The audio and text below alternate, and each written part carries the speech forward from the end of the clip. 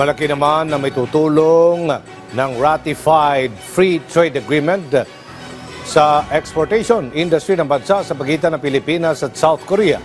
Ito ang ipinaliwanag naman ng Department of Industry sa isang panayam sa Bagong Pilipinas ngayon ng PTV.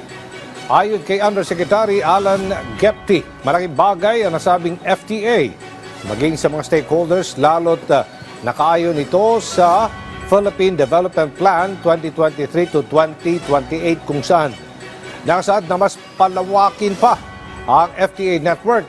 Ay kay Gepti, mas makakalikha pa ito ng oportunidad sa mga Pinoy sa aspeto ng market access at negosasyon sa pamantayan ng exportation. Anya, ang unang makikinabang rito ay ang sektor ng agrikultura na may malaking market share sa ibang bansa, lalo na sa South Korea.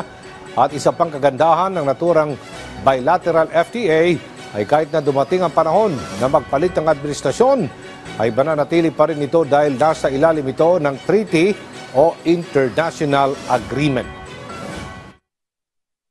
Complementary po ito ating bilateral FTA with South Korea. Kaya pag iyon pong sinuma total, halos 97% na po ng exports natin sa South Korea ay meron ng preferential market access. So ibig sabihin nun, zero na ang taripa or sobrang baba na ang taripa.